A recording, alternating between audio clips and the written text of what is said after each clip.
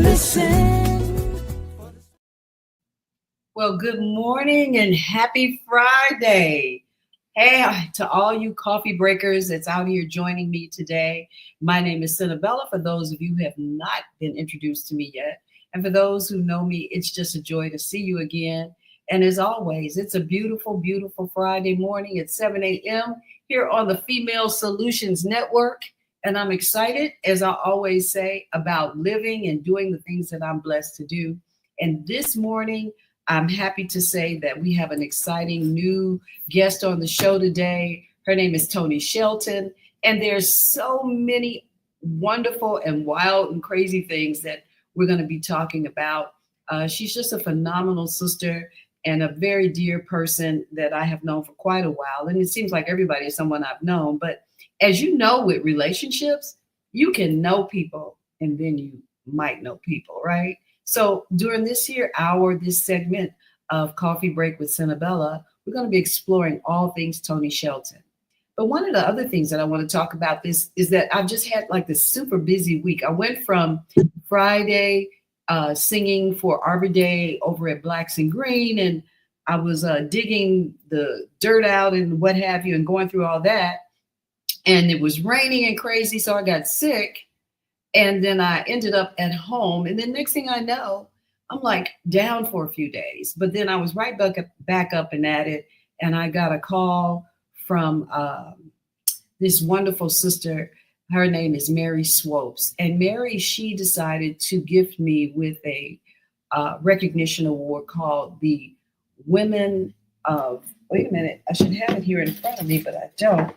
But it's Women with Purpose. And so she gave me a medal, and I was really quite pleased to be in the line with so many fabulous women who were selected for this honor. And I realized that I'm living at a time in my life when people are paying attention. And in paying attention, it means that it's giving you more work. It's giving you more insight about who you will become going forward or what you have been before you got to where you are, right? So real truth, man, let me tell you something. This is just the road, and that the one we endeavor, and we never can see in the beginning where we're going to end up. And that's going to be part of some of the things that we talk about today. So this weekend, we've got some great stuff going. Sherry Lynn Smith, a former guest of mine, she's coming tonight. We're going to be together, and she's having her presentation at the August House Studios, presents Cherie Smith, aka Cream Cherie, and it's entitled When I See, When I Hear, I Draw, Musical Muses and Others. And I'm very excited to say that I'm a part of that. I get to say that, that I'm going to be included in this here lineup of people that she has, and that this is going to be something that's historical. All of the big jazz magazines and the museums are picking it up. And myself and 9 other fabulous sisters who are singing jazz will be presented under Cherie's work. And it's going to be at the August House Studios. And let me see if I can move this out the way, because I got my banner sitting there, and I'm going to take it out. And it's at 2113 West Roscoe Street in Chicago this evening. Okay, Friday, May 2nd, from 6 to 9 p.m. It's free. And Cherie is like all things like super elegant, very creative and all that. So when you come, you can get ready for a great time. You can park, come into August House Studios and enjoy her work and see what the buzz is all about. So all you jazz heads and jazz aficionados and jazzsters, you all come on out. And all those who are just interested in seeing who are these women that Cream Cherie has decided to give recognition to, and who is she, and what made it so important to her for her to do this kind of thing. So just getting back to, well, before I even get back to that, let me say this. My own daughter, my own child, that's right. You got to talk about yours, right? So let me remove that. And my own child is having her show coming up. And we're going to be talking about that a little later in it. I'll make sure I give that to you. She's a dynamic thespian, as she calls it. Her name is Nafisha Miller, and mostly everybody knows her, and they know her. It was a time when she said, Mom, everybody says that I look just like you. Now I say, everybody tells me that you look just like me. So she's the star.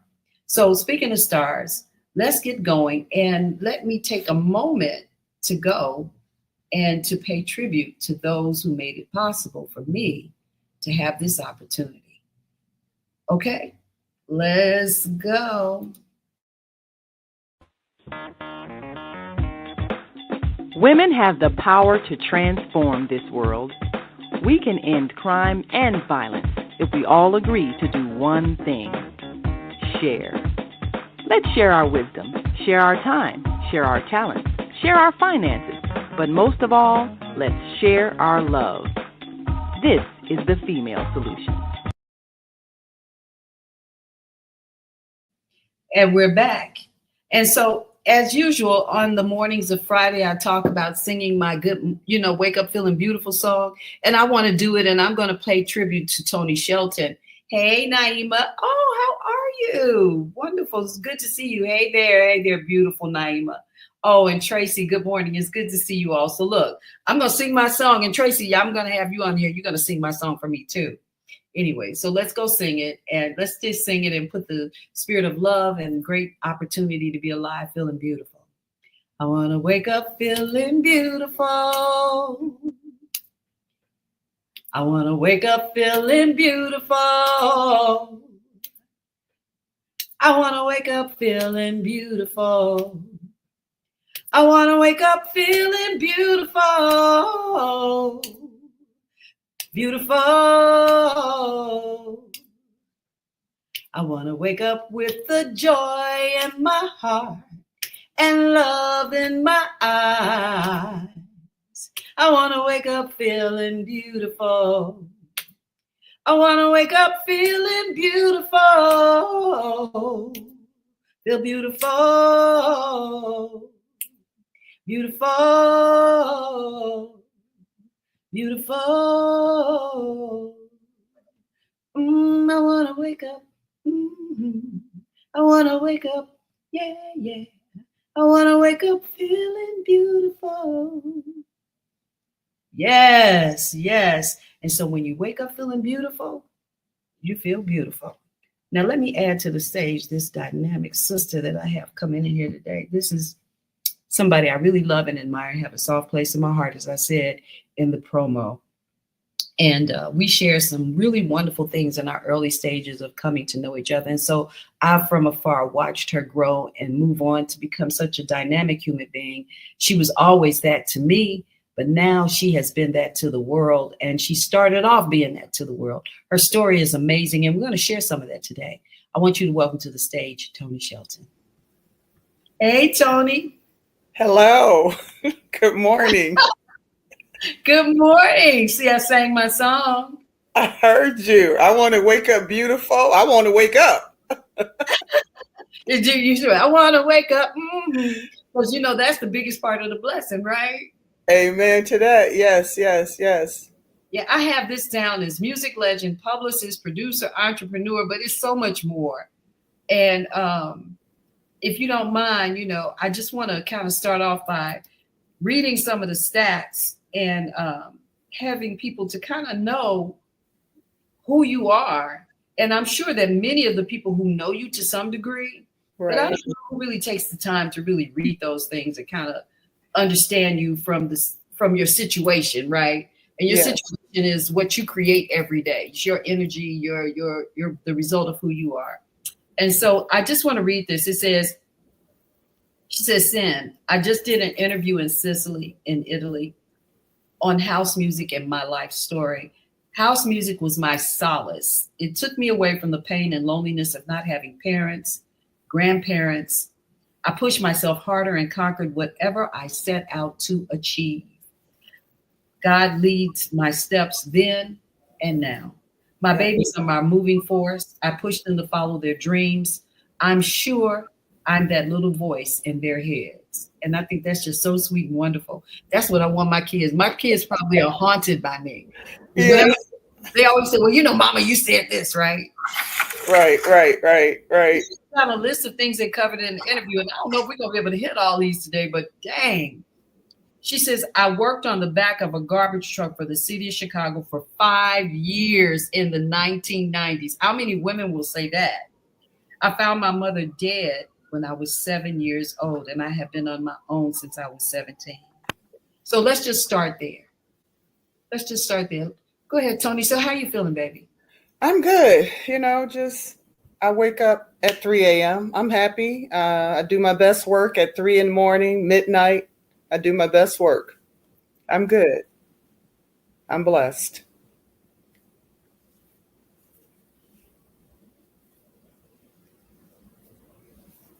I have no complaints, sis. Every day it's a blessing just to wake up.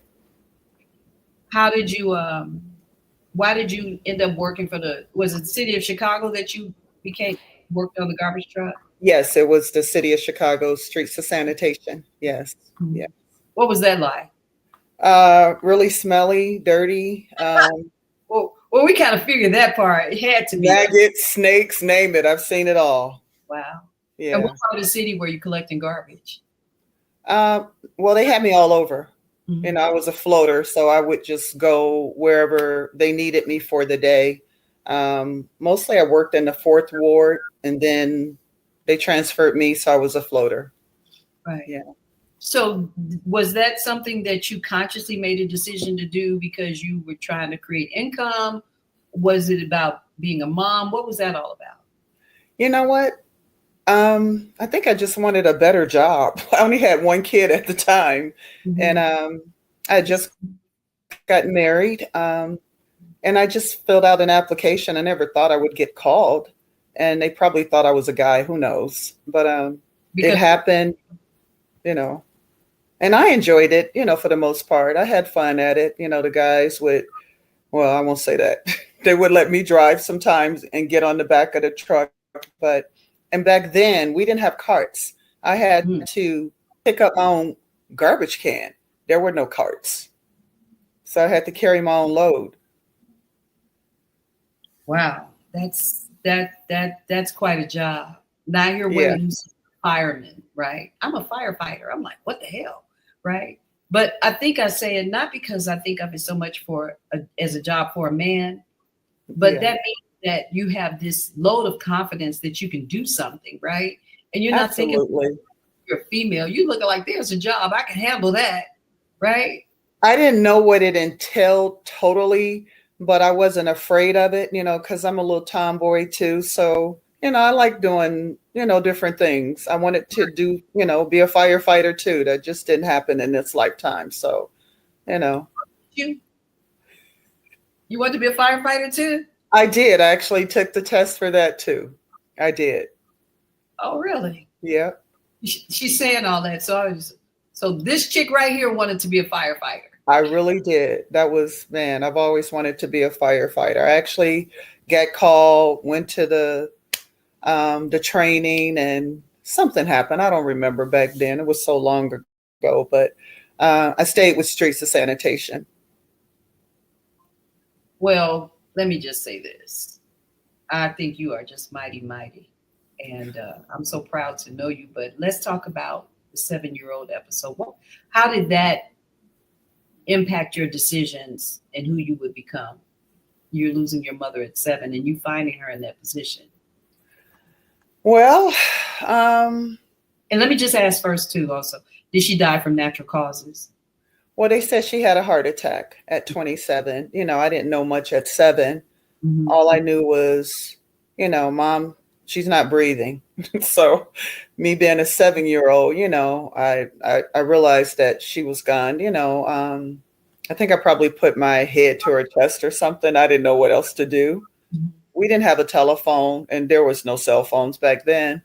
There was a telephone booth outside in front of the building. So it was probably a dime or 20 cents back then. I called my grandmother and she came over. I was, I guess, a kind of smart 7-year-old back then, so. How much are you like your mother? Do you know that you? Sometimes I look on pictures and I think I look like her, but I think I probably look more like my dad. And I think my youngest and my oldest look like my mother. Mm-hmm. I think they look more like my mom. And I think Imani, my youngest daughter, is built like her. Oh, wow. Yeah. Well, I already know that body is your thing, but your daughter Imani is definitely, she's rocking the house. That's a good looking child. Thank you. Thank you. Yes. We're all health conscious, and we all in sports work out, all four of us, all five of us, and I think they got it from me. They got it honest. Definitely. I've always known you to work out. Oh man, it's my life, Yeah. I remember being in Hyde Park, and it's always going up and down the street, going places, doing things, and you flying in and out the city and doing stuff. So your life was in a forward when I had met you. Right. I was with my kids in Hyde Park, and you had yours. I think by the time you had two, you didn't. Oh yeah, I had only two. Right. You didn't have. Yes. You didn't have Imani and Carl then. I did not. Oh my God, but we were busy. Oh my God, it was a lot of work with just two. Yeah. So, I don't know what I was thinking. I have two more, but hey, And you had the store on 53rd Street. That was my first business, Toni's. Yeah. Oh yeah. I remember being over there working in there with you. I was like, yes. Store. I was just interested, really. I was like, look at this sister with this store on 53rd Street. It wasn't too many Black stores on 53rd Street back then. There was Joe, who had the art gallery a block away. And then there was Daryl Tucker, who had his men clothing store. Wow. So it wasn't too many of us. Not many. Mm-mm. You're saying a lot when you say those names. Yeah. And then there was the African store on the corner, remember? Absolutely. Yep. The African store is there. Yeah. It's one of the few Black stores that remained on that strip.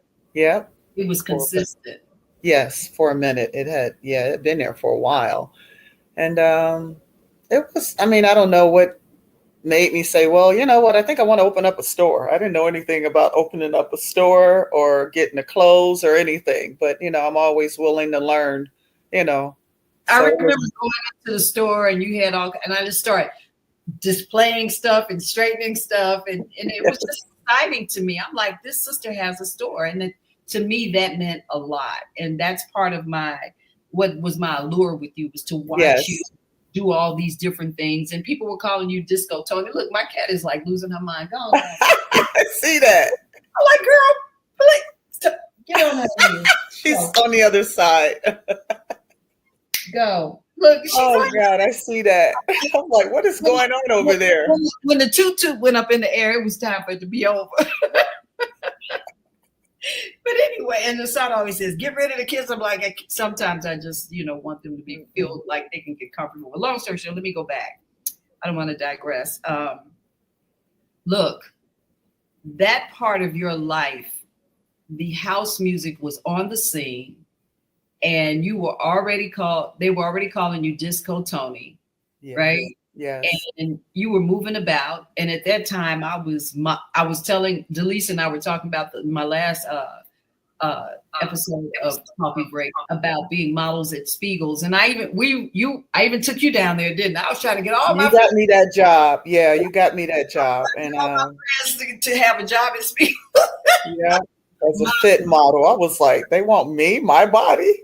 Yeah. And then they told you didn't have enough hips, remember? Right. I was Still to this day, I don't have enough hips. So, No, I think you're perfect. And Delise is too. And I did have the hips. Oh my God. You had everything. You had the hips, the butt, you had it all. And still do today. I was just straight. I've never really had a butt, mix, dad was a white man, but it's okay. I had the legs though. Yes, you did. You had everything else. Yeah. And you had the personality for everything that you were doing. Oh, thank you. Look, I just want to keep going because you did a house picnic across the street from the store. I remember that. Yes. Now, let me just ask, because I think I know the answer. Wasn't it the first? First picnic I did? Probably the first one I did, yes. Yeah, it was the house picnic. It was the first one. I was always trying to do something for the community. I gave all the kids in the community a job. I let them come and write on the wall. I was always trying to help the community.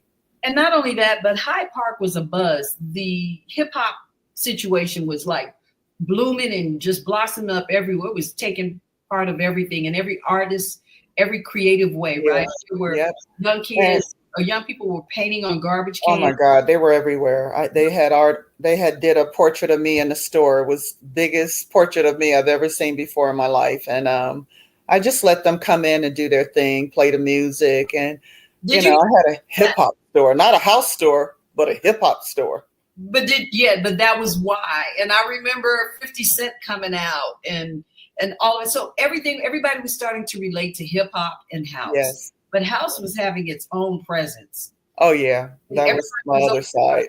And the north side was like just bumping with house music everywhere, right? Mm-hmm. Like that's where you had to go and get into the house thing, right? Well, I've been in the house since I was 16. I've been doing these parties since I was 16 years old. Wow. House music parties. Where? Oh, they were all over. Oh my God. CODs. McClenda's. I rented so many places at 16. I don't even know why they gave me space at 16. I would go in there and make deals like I was running stuff. Wow. I rented at bars and I wasn't even old enough to be in a bar. But I think it had to be your drive. People were like just getting out your way, right? Yeah. There to take I was never afraid to do anything. It's still to this day, even, I'm going to go for it. What do I have to lose? Right. But then you say here, my house music DJs in the 80s were Toni Hatchett, Andre Hatchett, Keith Fobbs, and Wayne Williams. Now, everybody know Wayne Williams. They worked for me first, baby. I love it. So you sort of gave them the incentive to just get strong in their acumen, huh? Well, we were all doing, we were all into house music, I mean, we all were just basically getting started. Nobody made songs or made music or invented house back then. We were all just young and just doing our thing. But those were my DJs back then. So I've known those guys since we were kids, so they worked for me. I didn't work for them. They worked for me. And let me say this, that side of what you're showing now, because, you're very clear now, right? And at that time, were you as clear, or you were like, let me just get this done? And if they were in there working for you, just knocking it out. Later, did you reconcile with the person you were to see what you had done, or were you clear about it at that moment? I've always been clear about it. Nobody wants to give me credit for who I am, where I started, when I started, but I know who I am and I know whose I am. I mean, I've never been unclear about who I am, what I've done. And, wow, I'm very clear. Yeah, that's awesome. That is so awesome. Look, I'm going to take a break, but before I go, I just want to say people are talking and saying things. And I just want to say good morning to everybody. And Zenobia Renee L. Bay, she said I grew up admiring the Black entrepreneurs of Hyde Park. And Zenobia, it's just good to see your face and to hear and to have you here in this room with us at this moment. Asada and I just talked about you the other day, Zenobia. Oh. So, here is a room of people who in some part have memories of what was happening during that time and possibly watched you, talk to you. You ran with them here and there or not, Yeah. But we were all very much a part of each other's lives, right? Yes, indeed. Yes. And that's really what it was about. Yes. Let me just take a real quick break and we're going to come right back.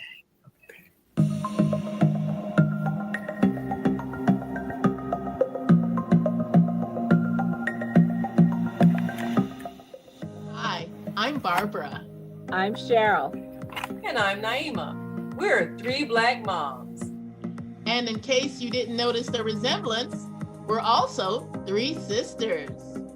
We're going to be coming to you every week, sharing our successes and our mistakes as we navigate our lives as moms, wives, sisters, daughters, and of course, Black women in today's world.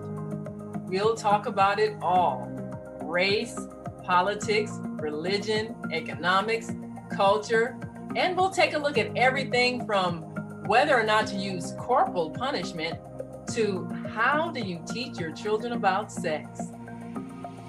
Look for our upcoming book, Growing Up Charles. It's a personal story about our lives growing up in Maple Park on Chicago's South Side. I'm Barbara. I'm Cheryl. And I'm Naima. We're three Black moms. Follow us on Facebook and subscribe to our YouTube channel, Three Black Moms.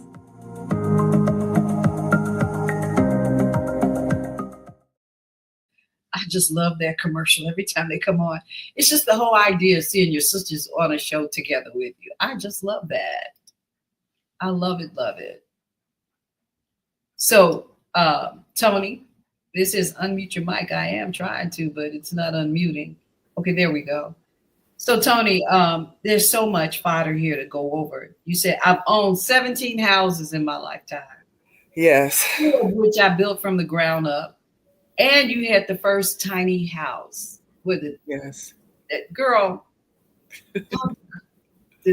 the whole tiny house thing, I was watching it unfold. I'm like, yeah, I might do a tiny. So I don't know. Talk about the tiny house thing. You know what? I used to always watch HGTV. I'm a designer. You know, I've done all my friends' houses, apartments, and my own houses. And I used to watch the show with the tiny houses, and something I've always wanted. So I said, you know what? I'm going to build me a tiny house. So I saw one of the designers on HGTV. I actually hunted him down, found him in Mississippi, called him and said, hey, I want you to build me a tiny house. And he didn't take me serious. He did not take me serious. He said, well, when you send a deposit, you know, we can get started. No problem. Sent him $20,000 and he took me serious.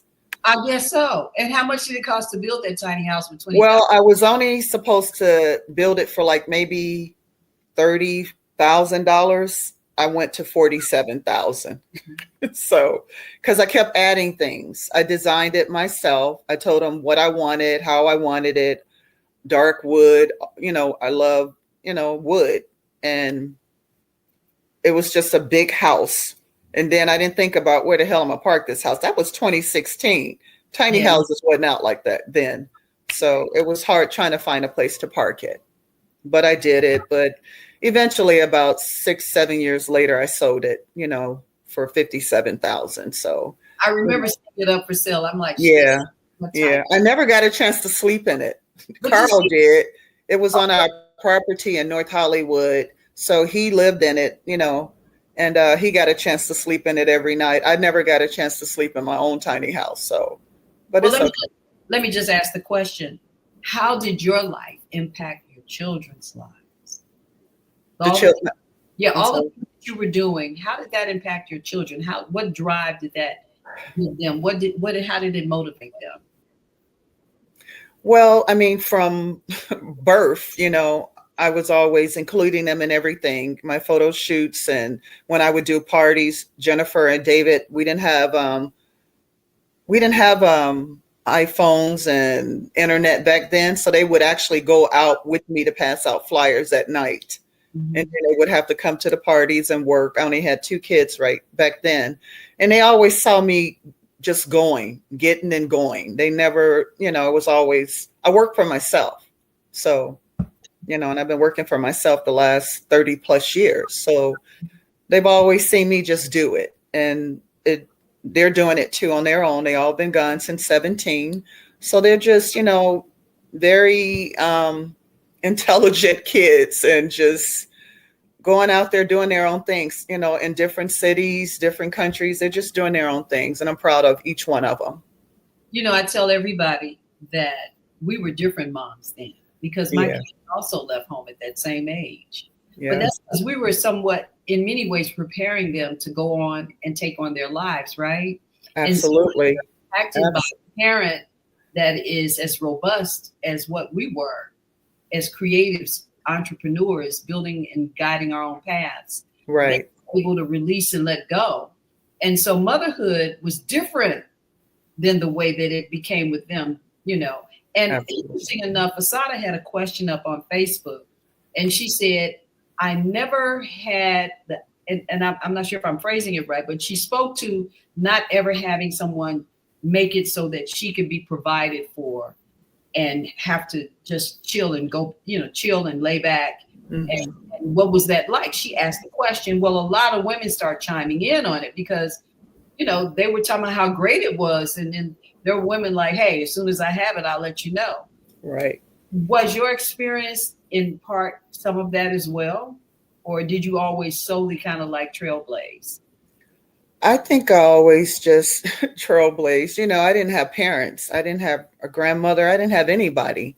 So I had to find my way, make my way, and trial and error. You know, I had to just do it and just take a chance on everything, you know. There's nothing I don't know how to do. I did my own mortgages. I found my own houses. I wasn't a real estate agent. And they seen me go all the time and do things, and they have it now. You know, they're all, you know, doing their own thing in their own cities. And I've always had a drive. You know, I didn't have anywhere to go back to. If I failed, I couldn't go back home. There was no home. So I had to keep pushing, keep, you know, making things happen for myself and my children. Mm-hmm. And they saw my drive, and they always saw me. I mean, I failed a lot of times, but then I succeeded more times than what I failed. So I didn't have, you can't do this. That meant nothing to me. I could do anything I want to do. What are you talking about? Well, you know, I think also the late 80s and 90s were different as well, because it opened the doors for sort of comfort. It wasn't a time when there was a lot of talk about racism, right? And women were not thinking about what they couldn't do. They were just going to do it. There was a comfort, a lot of fashion and a lot of creativity was going on, you know, because during that time, the men were buying real estate. The men were doing art. The men were black men were venturing out, doing their things. It became more, we had a robust community. And it could be that our perspective might have been a little different also because we were nestled in Hyde Park at that time too. So we had a chance to branch out a little bit more. We didn't have I don't want to make it seem like people who lived in different areas didn't have it, but Hyde Park was a different spirit. Right. And coming from Bronzeville and South Shore and then into Hyde Park for me was a big deal. I knew I wanted my children to be safe, go to the best schools. And so those opportunities were there. And so that also then you became more ripe with opportunities in your mind about what else. So environment is extremely important. Absolutely. Absolutely. And then also, let me just say something about the men. At that time, the men were the drug dealers and the kingpins and so forth. And so if you had a guy, they were giving you money. They didn't treat you like some of these girls today. I hear them talk about that they don't have me. And I'm like, girl, are you kidding? I had like a list on the wall. I could choose who I wanted to date, who I wanted to. We wasn't short on that list, you know, men, you know, I had a lot of guy friends, you know, still to this day, I have a lot of good guy friends, but I mean, I have millions because I've been in this industry for so long. So, you know, and I mean, I've only been married once, 11 years. So, you know. Well, that's pretty phenomenal in and of itself. I didn't know you were married 11 years. I knew you were married, but I didn't know 11 years. Look, I was lucky if I screeched into the 5th year.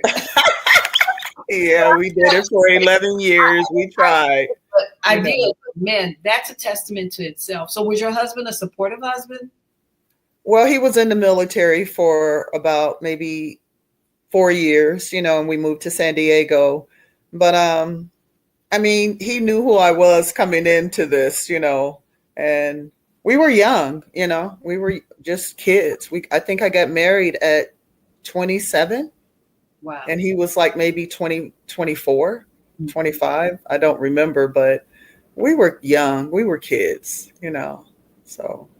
Well, I just want to put this in here because I just kind of like need to see people to see this. It says overcoming adversity, exceptional, proud mother of 4 exceptional children, acclaimed house music producer, entrepreneur and innovator, legacy and community leadership, awards and recognitions, honored by Governor J.B. Pritzker with a proclamation recognizing your outstanding leadership advocacy and lifelong, contributions to Illinois. Your forward has been phenomenal. And I think that these are things that when we take a look at you and we talk about your road, so you've been a professional model as well, right? So Yes. I didn't discover you, but I thought I discovered everybody. Let me be real clear, because I was so oblivious to what everybody else was doing. As soon as I saw somebody say, hey, let's go do this, I thought I was introducing them to something for the first time. So I didn't know I had introduced myself to the legend in the neighborhood. Stop. I was dipping and dabbing in everything, modeling. About you. My kids were crazy about you. And to this day, they just crazy about Toni. Yeah. Wow. I remember them as little, and it's so crazy that they're all grown now too. It's like, wow. Yeah. That's the beauty of lifelong relationships. And many people who support me today are people a part of that legacy of who I am and it's who we are, right? Yes. So I've seen you travel and go all over the world doing things with your friends, your other friends, all your friends, or choices of friends that you go with. But I see that. And you have a lot of things going on. You've received a Diamond Award, right? I mean, I've gotten so many awards. I can't keep up. I don't know if I want to, can I even, and the recognition with what you're doing currently, and I want to talk about it, but you got the white party thing that you do. I remember when I got the first invitation for the white party. I'm like, this girl's doing a white party. It's been 17 years doing that party. 17 years. Right. And people fly in from all over the world. Oh, it's always a good time. Always a good time. Mm-hmm. And I remember saying to you on the phone, we talked last night, I said, I did something and I got like 20,000 hits. And you said, girl, sometimes I have to come off. I have like 300,000. And I just said, let me shut the F up. Yeah, it overwhelms me. I mean, I'm blessed and happy that people come on but yeah, sometimes it's overwhelming, Mm-hmm. it is, Mm-hmm. What is it that you think that if you could do anything that you have not done yet, like right now, what would that be? Wow. I feel like I've done everything. I think I would probably move to a small country somewhere and just live. I'm a loner. I don't have to be around a lot of people. I lived in LA 17 years. I'm a loner. I keep to myself. I don't have to be around a lot of people ever. I love the mountains, water. I would probably move back somewhere where I have peace and quiet. Mm-hmm. I take trips to the woods. My kids think I'm crazy. I rent a tiny house in the woods, stay for 10 days. I mean, I love that part of my life, In I your think I've done everything. In your reflection at that time when you're in solace like that, what is the temperament of that? What's that like for you? I mean, can you speak to what your mind is saying, what your body is saying, what you're taking in? And when you leave, what are you saying to yourself as you leave? I'm at peace and it's just quiet and I can think, and this is when I do my best work, and think of things I want to do, like the awards, the presidential awards, that came about me being somewhere by myself and just writing. I'm a writer. So I write everything down, and I'm a photographer, a videographer. So I'm always developing something, putting something together, always trying to figure out how I can help other people. I'm at peace. I'm at peace right now. I don't really want for anything. I've done a lot in my life, so I'm good. The other things we discussed is talked about abundance. Seeing all these pictures, I'm like, wow. Yeah, I know. It's all you. It's all you, though. It's all you. And this is just this is a thumbnail, because these are just little thumbnails, because there were so many things to choose from. And I download about. I know. I have millions. I'm like, oh no, I'm not going to do this. Oh my God. Get some marks. I have millions of pictures. I mean, even in my home, pictures are everywhere. So this just happened. So these are two of your latest things, the Legacy Awards, and then this. Yes. And present you with this. He and Delise on stage present you with Disco Toni Shelton. My brother, Farley, known him since I was a kid. Yeah, I was honored. Honestly, I was honored. I had no idea. Mm-hmm. Wow. No idea. What did it make you reflect on at that moment? What was your reflection at that moment when you're on stage there getting that? What did it make you think? That I actually did start off as a dancer. I wasn't a promoter first. I was a dancer. I'm not a dancer today, but it started off dancing. I was dancing my butt off when I was 15, 14, 16 at the warehouse. I was going to the warehouse since I was like 15 years old, and I've always was a dancer back then. And then I turned into a promoter about 16 years old, and I wanted to do parties. So it just made me go back to all those times when I was a kid, and just had a good time. We had fun. That was my getaway. House music took me there. It just. So Zelda Robinson, who's also one of the sisters here on Female Solutions, she says, love, love, love a sister who enjoys being alone, sitting in nature. That's one of the reasons why she rocks. That's what she said. Thank you. I love my peace and quiet. My kids are gone. I don't have, 12 grandbabies. I wish I did, but, it's all good. I want them to live their lives, and maybe someday I will have another grandbaby, but maybe not. I don't know, Until then, I enjoy my life. I travel the world, and I do me. Wow. So Vietta Robinson is on here, and she says, yes, living in a tiny house is so peaceful and simple. You develop more creativity, been tiny for 10 years and written 3 books. Hallelujah. Okay, Vietta. All right. Go girl. I love it. In your books, you're also an author. I've written 4 books. Yeah. And I remember when you wrote the first one, it might have been the second one, who knows? But I remember you mailed it to me, and I felt so special. Like, Toni is such a special person.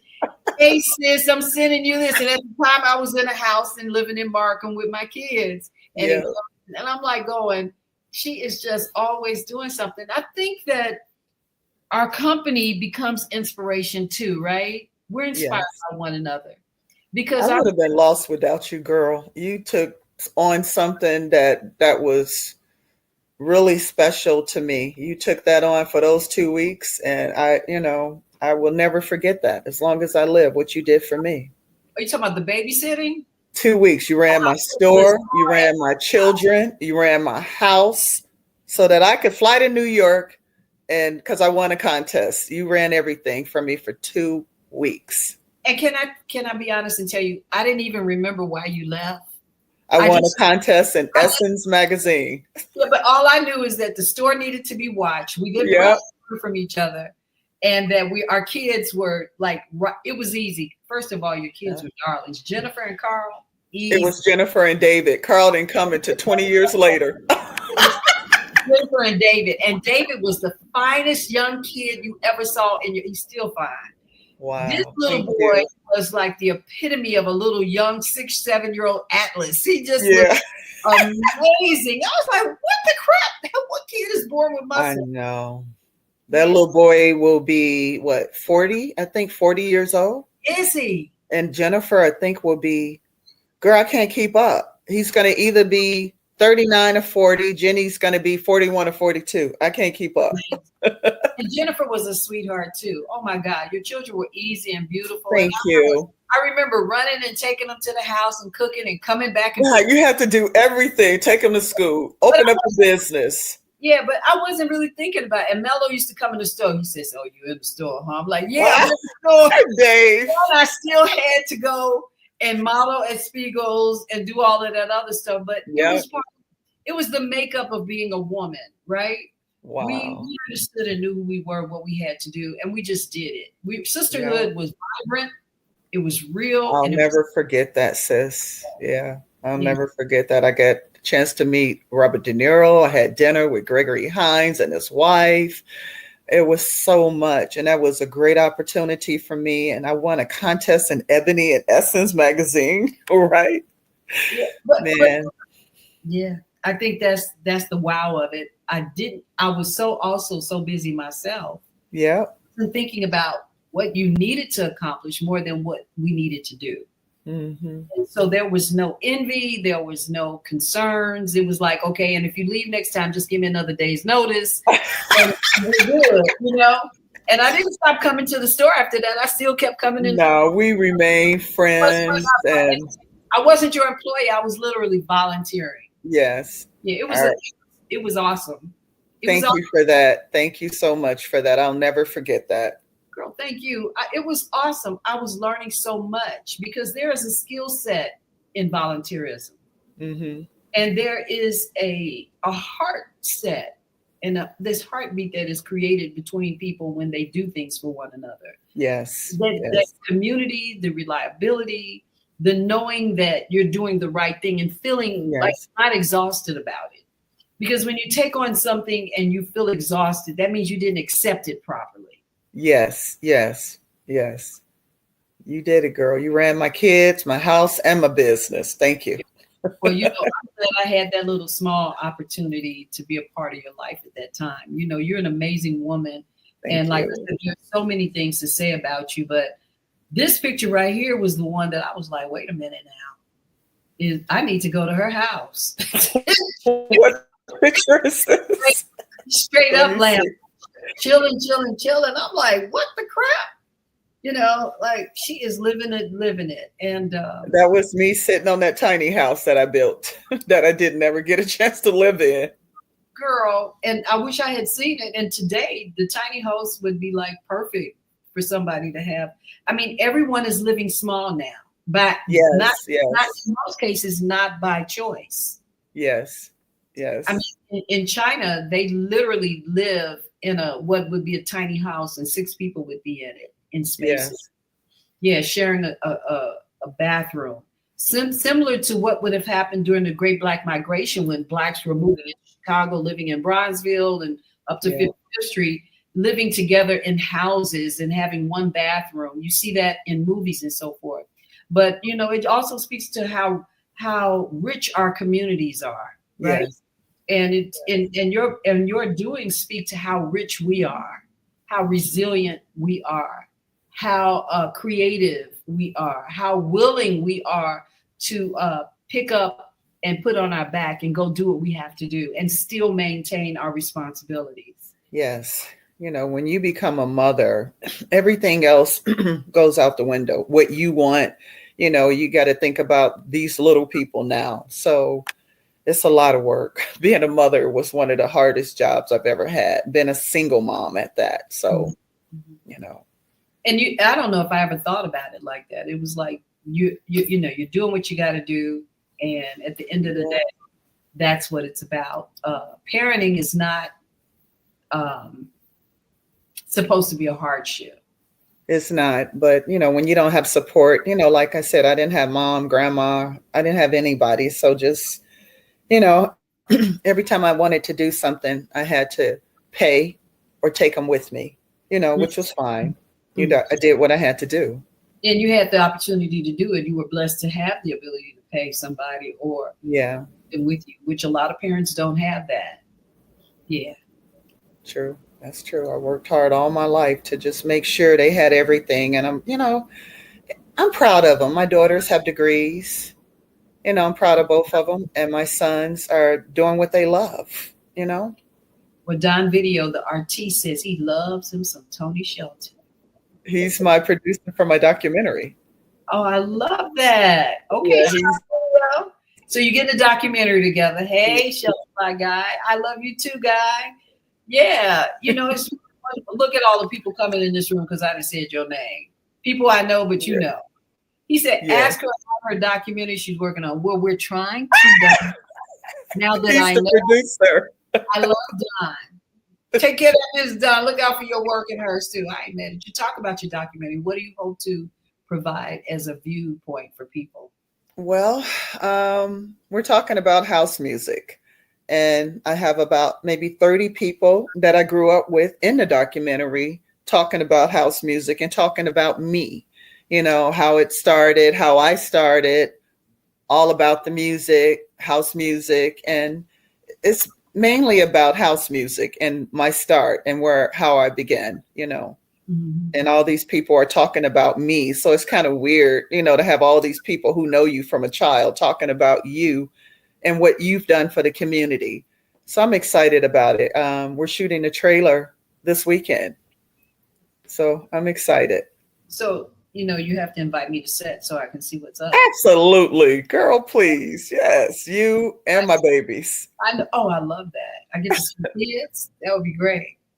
Look, I'm going to take a break and come right back before we close out and just keep on talking. We're in the house with Toni Shelton, house music legend. And these are just a few of the titles that she owns as a thriving Black woman here in the Americas and doing her thing and representing so many different idioms of, say, creativity is what I'll say. But until we get to that, let me see what I can find for us that I think would be a great kind of like move on the next piece, right? So it's just like, here I am. Is Monday morning a struggle to get out of bed into the swing of things? Well, don't worry, you are not alone. Join us for thought-provoking, stimulating, and mindful conversations on higher learning with Zelda Speaks for your Monday morning mindfulness sessions on Blog Talk Radio, The Female Solution, Mondays, 7 until 9 a.m. Be sure and send your ideas, thoughts, comments, and suggestions. Also, if you'd like to be a guest on the show, visit zeldaspeaks.com and send us your info. We'd love to have you. Experience mindfulness moments with the mindfulness/stress relief coach, Zelda Speaks. And thanks for sharing the mindfulness moment tip of the day. Stay on purpose, stay empowered, and stay tuned to your next session of mindfulness on higher learning with Zelda Speaks. Make it a mindful day. And thanks for listening.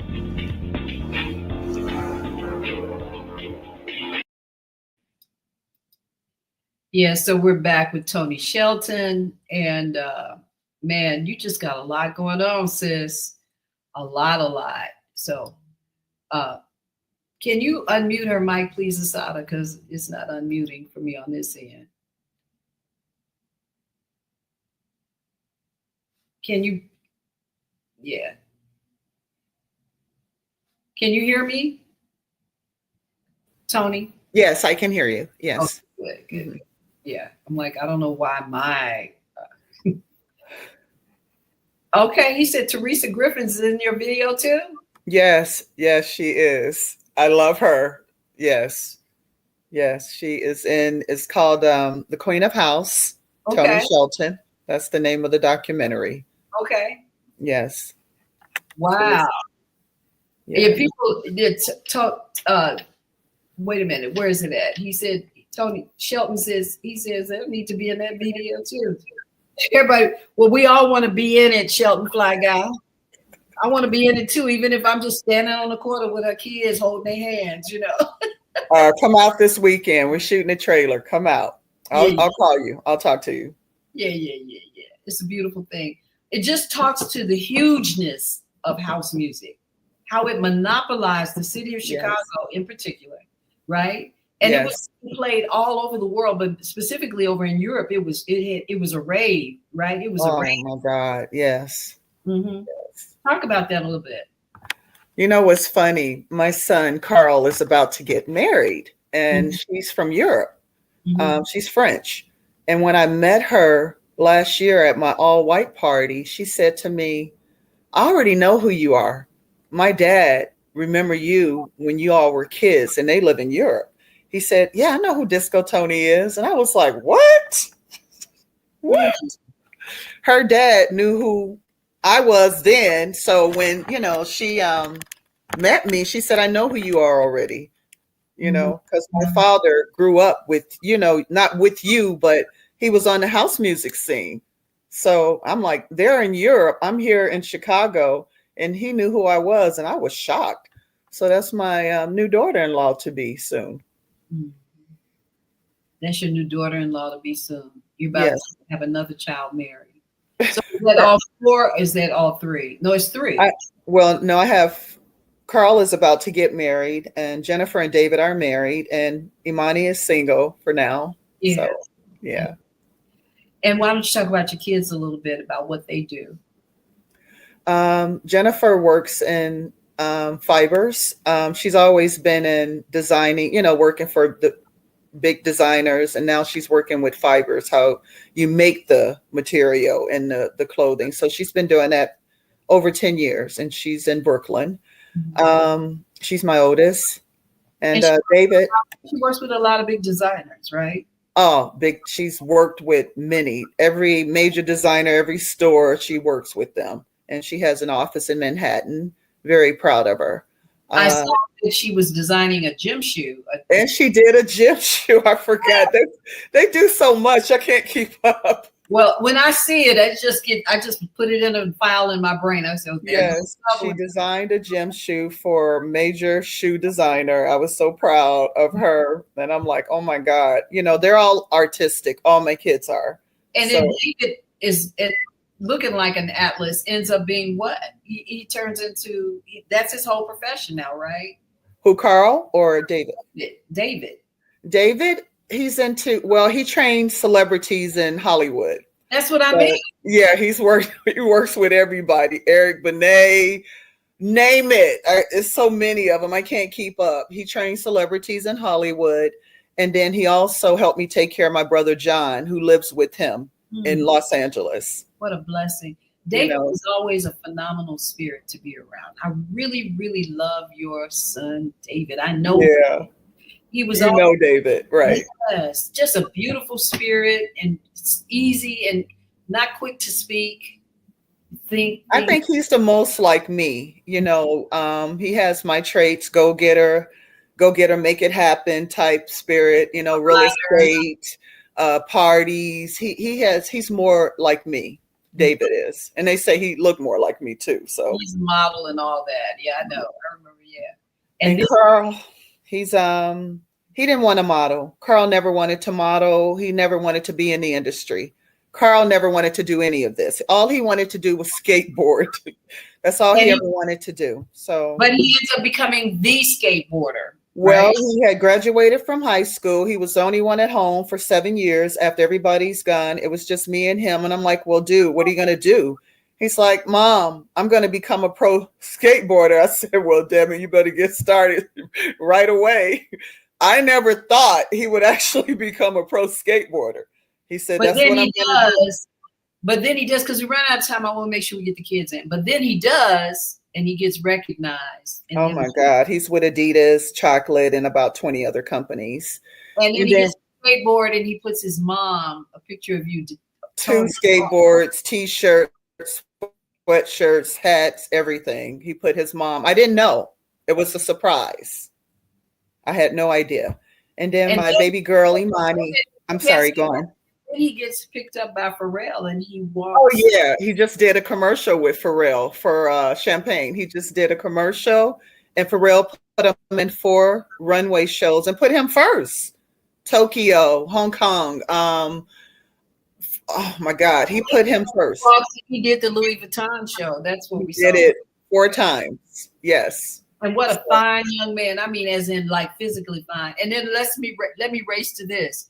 And then Imani. Oh my God. Imani, my baby girl. She got a degree in sociology. She's written 5 books. One of the smartest women I know on earth. That little girl is a gem. And she's 5'9". She models. She's cold. She's good. So, ladies and gentlemen, brothers, sisters, and all you just curious people, this is the dynamic female woman, sister, friend, housepreneur,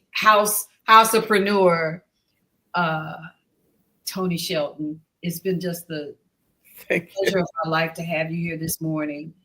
I absolutely love you. I will see you soon. We'll talk after this. Yes. But I just want you all to continue to just show love to this sister and look out for her. And let's make sure I'm sure it's already going to be a hit when you do your documentary. And Asada has the biggest book fair here in Chicago, the Soulful Chicago Book Fair. You got to talk to her, go back and talk to her, and be part of that extravaganza. It's a dynamic weekend of things that she does for Black book writers. Yeah, just dynamic. And I mean, it's huge. Okay.